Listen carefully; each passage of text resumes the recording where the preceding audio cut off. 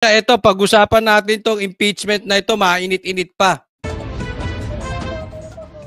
16 na complainant mula sa civil society at religious groups ang naghain ng impeachment laban kay Vice President Sara Duterte. Ito namang mga sisters, oh! Impeach pa! Kaya na, ayaw mo sila, karapatan nila yan eh. Pero, good luck sa inyo mga sisters. Ito naman, si Leila de Lima. Naghain ng impeachment, ang linis mo. Ang linis mo. Ang linis ng kamay mo. Oh. Nako, may driver ka ba? Hindi. Kasi siyempre, kailangan, pagka malinis ka, kailangan may driver ka kasi madudumihan yung kamay mo pag ikaw'y nagmamanibela. Oh, di ba? Oh, may driver ba to sila? Pambira naman. Oh, sige, ang linis mo, Leila de Lima, wala kang kaso, wala kang kasalanan. Wala kang bahid ng droga. Sige, ihain mo pa yan. Opisina ng House Secretary General. Kabilang sa kanila si dating Secretary Ging Deles na nagsilbi sa gabinete ni yumaong Pangulong Noynoy Aquino. Talaga naman no? Oh, nagsanib na ang dilaw at pula. Wag nyo nga kami pinagluloko. Ha? Galawan yung lahat yan. Alam mo, you are all such a loser. Bakit? Kasi hindi kaya ng pula ang Duterte. Hindi rin kaya ng dilaw ang Duterte. So anong ginawa? Sanib. Hindi kaya ng pula ang Duterte. Hindi kaya ni Tamba ang Duterte. Obvious naman. Anong ginawa? Nakianib sa mga komunista. Di umano. Diyan sa mga Jesus, wag na tayong maglokohan. Alam naman na. Yung mga makakaliwa, mga rebel, Jesus. Loser. Ito dapat ilagay sa inyong uno. Mga loser kayo. Sige, pero magsanib kayong lahat. Hindi nyo matitibag si BP Sara at ang 32 million. Posible nga nadagdagan pa yan 32 million eh. Kasi alam mo, marami pang nagalit kay BP Sara noon. Ako, kasama ako doon. Isa ako sa nagalit kasi bakit hindi ka tatakbo magiging presidente ka na? Umanib ka pa kay Marcos. Sabi ko ayaw ko talaga diyan kay Marcos. Adik yan, sabi ni PRRD. Naniwala ako kay PRRD. Kayo ba naniwala? Ewan ko sa inyo Basta ako, sinasabi ko lang naniwala ako. Okay? Kaya sabi ko, kayo sigurado nadagdagan pa yan si BP Sara. Sige, magsama-sama kayo. Ilan ba kayo? 300 dyan sa kamera. Okay. Tingnan natin ang lakas ni BP Sara. Ang pamangkin ni Aquino na si Kiko Aquino D, running priest na si Father Robert Reyes. Pambira, may mga pari pa. Tapos mga Aquino, talagang dilawang tae na ito. Ay, pasensya mga sa mga kumakain dyan Ay, talaga naman. Ito mga dilawan na mamayagpag. Oy, inudoro na kayo. Hindi nyo ba napansin? Irrelevant na kayo. Nakisaw-saw naman kayo dito sa ganap. Dahil alam ninyo, ambisyoso si Tamba. Anong ginawa nyo? Inuuto nyo si Tamba. Ginagamit ninyo. Ito namang isa, nagpapauto. Alam mo na nga laos yung mga dilaw na yan Para lang maging relevant. Wala na talaga yan. Hindi makakabalik yung mga yan. Makakabalik lang yan dahil kung paggagawing sekretary ni Marcos, o kaya yan ay gagawin bibigyan ng posisyon, o kaya yan gagamitin sa kamera para pang-atake sa Duterte. Pero kung talagang kukumputin mo yung mga dilawan na yan, laglag na yan. Umiipal na lang yan siyempre gamitan. Scratch my back. Hindi ko kaya si Duterte. Sabi ni Martin. Hindi ko rin kaya. Sabi ni De Lima, magtulong-tulong na lang tayo. Kainin mo yung suka mo, kakainin ko yung suka ko. Kainin natin yung mga isinuka natin. Di ba? Nako mag-away ang Marcos na yan, di ba? May pinatay nga si Ninoy di ba? Hindi ko sinasabi kung sino pumatay, pero isa yan sa pinagmulan ng EDSA 1 di ba? Wag tayong maglokohan. Nako. At ang kinatawan ng mga biktima umano ng extrajudicial killings noong Duterte administration. Ang loyalty po ng mga kasama natin ng mga civil society leaders ay sa taong bayan.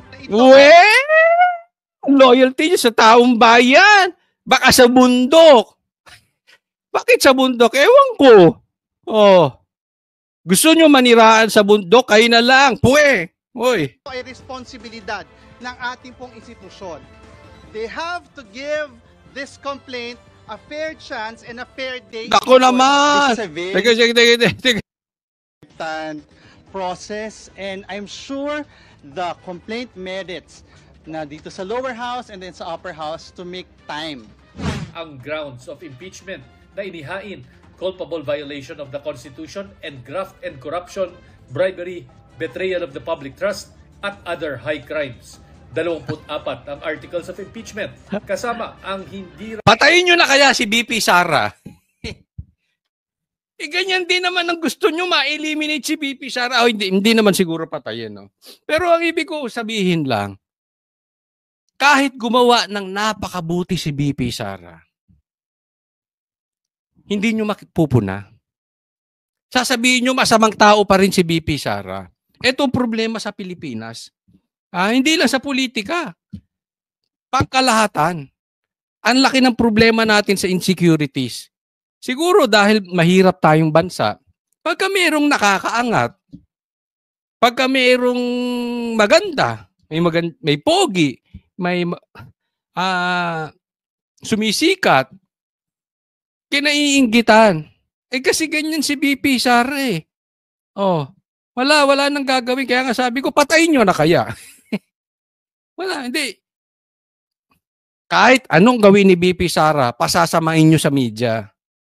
Ma-account na confidential funds ng Office of the Vice President at ng Department of Education noong kalihim pa nito si VP Sara. Isinama rin ng umano'y rig o minanipulang bidding ng laptop at iba pang electronic device sa DepEd. Good at luck. ang kanila'y pagwaldas ng bise ng napakalaking halaga ng confidential at intelligence funds sa 3 termino niya bilang mayor ng Davao City. Binanggit din ang pagkakasangkot umano ng pamilya Duterte sa iba't ibang krimen. Tingnan mo pati nung pagiging mayor niya sa Davao, di ba? Alam mo, ugali na ng gobyerno natin yan. Yung wala nang saysay na kaso, yung kay Pastor Kibuloy nga yung kaso sa Amerika, dismiss na eh. Kinalkal pa nila dito. Ito, sa Davao, kita nyo naman. Ang ganda-ganda naman ng Davao. Huwag nga tayong maglokohan. Sige nga. Ano bang lugar niya mga quadcom na yan? Si Laila, ano bang lugar niyan? Ay, si Dalper, ano ba itsura ng Laguna? Ano ba itsura ng Leyte? Ano ba itsura ng Ilocos? Huwag nga tayong maglokohan. Ang layo naman sa Davao. Di ba? Yung mga hindi pa taga Davao nagrereklamo. At ang pagbabanta umano ni VP Sara sa buhay ng Pangulo sa Zoom press con niya noong November 23, napapasok daw sa betrayal of public trust at high crimes. Among the articles po are the misuse, the failure to account, the intel. Ito naman si nakiinis ako, napakalinis na itong si Laila. Ano bang ginawa mo dyan sa Bucor? Ano ba? Pero alam nyo, ito masasabi ko, hindi yan magtatagumpay. Gusto nyo, pustahan pa tayo. Hindi yan magtatagumpay. Mamaya, paliwanag natin. And confidential funds of both the Office of the Vice President and also of the Department of Education. And nandyan din po yung grounds like yung kanyang mga threats, yung kanyang mga rants. Meron din as an article about her involvement also in the extrajudicial. Alam mo, ito sa akin na. Nandidiri na talaga ako sa grabeng kaipokrituhan ng bansa natin. Minsan nawawalan na ako ng pag-asa na i-compare ko ang politika natin parang cancer. Parang talagang wala ng pag-asa kung iisipin natin. Kailangan talaga ng milagro. May isipin mo, si Laila de Lima. Biglang napawalang sala. Pagkatapos nun, isa siya sa nagsampa. Isa siya sa kasangkapan sa pagsampa ng impeachment. Galing, no? Hindi halata. pula ang administrasyon, biglang nawalang sala si De Lima. Tapos, biglang inatake si BP Sara. Major player pa sa impeachment. Wow! Marcos! Marcos! Ang galing-galing mo! Pambihira, oh. Alam nyo, eto masasabi ko sa inyo, ha? Noong binanggit ni Marcos na hindi siya sang-ayon sa impeachment, duda na ako una pa lang. Doon sa mga sumusubaybay sa akin, sinabi ko na yan sa videos ko. Huwag kayong maniwala kay Marcos. Kasi ganyan din ang ginawa niya sa ICC. Hindi raw papapasukin, hindi raw makikikooperate. Ngayon, iba na ang tono nila about ICC. Hahayaan na lang daw. Hindi sila makikialam, pero hahayaan ng ICC. Iba tono. Tandaan nyo si Marcos, iba sinasabi, iba ginagawa. Kaya nung sinabi niya, bigla-bigla na lang. Pagkatapos, tandaan nyo to, may matigas na sinabi si Marcos about BP Sara. Pagkatapos nun, sabi niya, hindi dapat mag-impeachment. Doon pa lang duda na ako eh. Sabi ko, niloloko na naman tayo ni Marcos. Binubudol na naman tayo ni Marcos.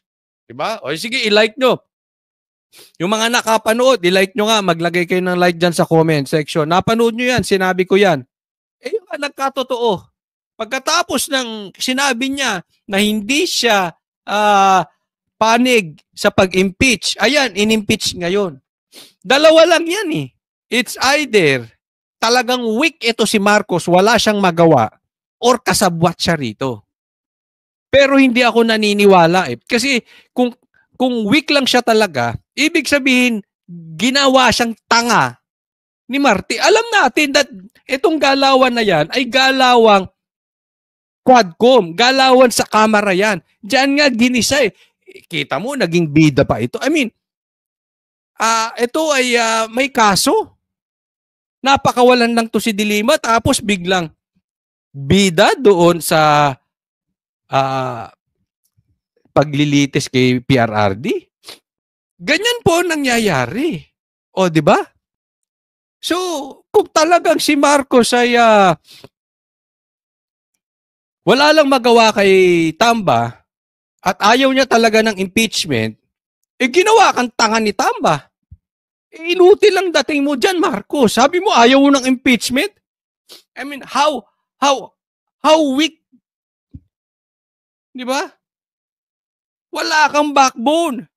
As a president, nagsalita ka, ayaw mo ng impeachment. After 1 day or 2 days ata, nagkaroon ng impeachment. Inutil ka, Marcos, kung ganyan ka. Ginawa kang tanga ng pinsan mo. Pero alam nyo, hindi ako naniniwala eh. Hindi ako naniniwala na ginawa siyang tanga ni Tamba. Mas naniniwala ako, kasabwat ka dyan, Marcos. Don't tell us na magpuproceed ang impeachment ng wala mong go signal. Ikaw ang naglagay dyan kay Martin. Di tanggalin mo si Martin. Ikaw, magiging speaker ba yan kung hindi dahil sa'yo? Ano bang napatunayan ni Martin? Wala. Wala naman napatunayan yan eh. Di ba? Huwag tayo maglokohan. Di ba? Gasino na lang palitan ni Marcos yan si Martin. Pero wala eh. So ako, ewan ko. Kayo, tingin nyo ba? Wala lang magawa ito si Marcos sa pinsan niyang si Tamba kaya tumuloy itong impeachment o kasabwat siya? Kung ako tatanungin ninyo, kasabwat siya dyan. Very obvious. Pasasabi mo lang no to impeachment, naguhugas kamay ka. Poncio Pilato ka. Para ka lang hindi masisi ng taong bayan. Diba? So, ilagay nyo sa comment section. Ano sa tingin ninyo? Ginawa ba siyang tanga ni Martin or kasabwat si BBM? Killings during her term as mayor of Davao City. Ayon sa House Secretary General, susuriin nila ang complaint base sa mga alituntunin ng impeachment process saka ipadadala sa House Speaker. Sa December 21 ang huling sesyon ng Kamara bago sila mag-adjourn. We have 10 days. Wala na eh. Ako sa tingin ko, hindi ito magtatagumpay. Una, kulang na sa oras. Hanggang December 21 na sila. Diba? Pangalawa, alam natin mag-eleksyon. Yung mga yan, yung mga congressman na yan, marami dyan, tahimik lang. Pero nakasuporta kay BP Sara. Yung iba dyan, tahimik lang dahil sakim din sa kapangyarihan. At alam nila, malakas pa ang Duterte. So kung yung mga susuporta dyan sa impeachment na yan, malalagay sila sa alanganin pagdating ng eleksyon sa 2025. Kaya ako talaga sa tingin ko hindi magtatagumpay ito. At kahit na ito'y tumakbo, nakaabang po. Nag-aantay lang ng go signal ang taong bayan, more than 32 million. Nag-aantay lang sa go signal at kung anong sasabihin ni BP Sara. Hindi papayagan ng 32 million na bumoto kay BP Sara na tatanggalin siya ng 300 congressman. Hindi papayag ang taong bayan. So, kahit saan tingnan mong anggulo, kahit lumusot yan dyan, pagdating sa Senado, hindi lulusot yan. Malabo. Kaya, yung mga Duterte, chill lang tayo. Sabi nga ni Tamba, lang tayo. Chill lang tayo. Mag-apati-apati na lang muna tayo dyan sa bahay, okay? O yung may gusto mag-TikTok, mag-TikTok. Hindi ito magtatagumpay. Oo. Ako bahala kayo kung maniniwala kayo sa akin o hindi. Pero in all honesty, malabong magtagumpay itong impeachment na to. Sa katunayan, huwag kayong magagalit sa akin Huwag kayong magagalit. Ito naman ay aking personal. Sa isang banda natutuwa ako dito sa impeachment. Ito na ang posibleng maging mitya ng paghihimagsik ng damdamin ng mas marami pang Pilipino. Ito ang gigising sa 32 million plus. Kaya ako sa isang banda, may tuwa ako sa dibdib sa nangyayari ngayon.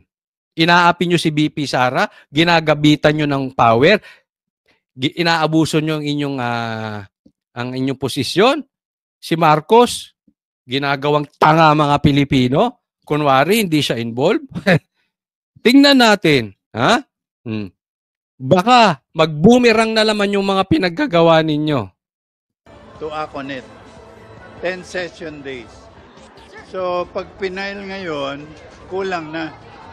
Kasi bali 9 session days na lang Paniwala ni Sendanya, hindi hadlang sa paggulong ng impeachment ang limitadong panahon ng Kamara para talakayin ang impeachment complaint.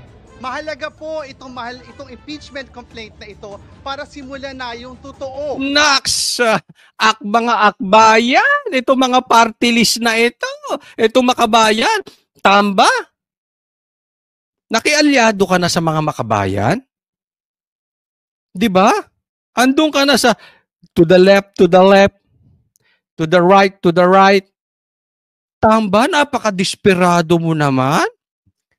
Huwag mong ipagpilitan ng sarili mo kung ayaw sa'yo ng taong bayan. Tapos, hahayaan mong gamitin itong mga akbayan, itong makabayan black. Di ba? Isipin mo si Trillanes, ginagamit nyo pa, ginawa nyo pang testigo. Si Castro, ano yan? Convicted child abuser? Ang cheap mo naman, Tamba? Pambihira ka. Wala ka na bang maisip? I mean, wala ka na bang utak? Wala kang political strategy? Asa ka sa mga yan? Mga loser yung mga yan Anyway, sige tuloy nyo. Nang magmukha kayong tanga pare-parehas. Na step process towards holding the Vice President accountable. Simple lang naman po ang kailangan natin tandaan. Ano? Kung hindi ngayon, kailan pa? Wow, galing. Kung hindi ngayon, kailan pa? Parang ano lang, ang corny mo. Hindi si BP Sara yung kanina. Kaugnay naman sa umano'y pagbabanta ni BP Sara sa buhay ni na Pangulong Marcos, First Lady Liza Marcos at House Speaker Martin Romualdez, iniurong ng NBI. Teka muna, may balita ako dito kay Lisa. Nagpapaboto. Eh di ako'y tanong lang. May nagsabi kasi sa akin eh. Oo, mga nasa Alta siya. Alta sa syudad. Nagpapabotox daw. Nagulat nga ako nung sinabi ko, nagpapabotox pa?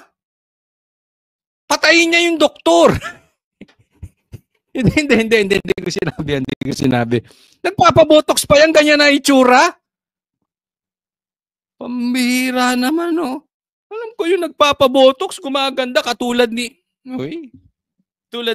asawa ng senador. Ay, may nabalitaan na naman tayo. Asawa ng senador? Ay, ito kasi may nakausap tayong Alta.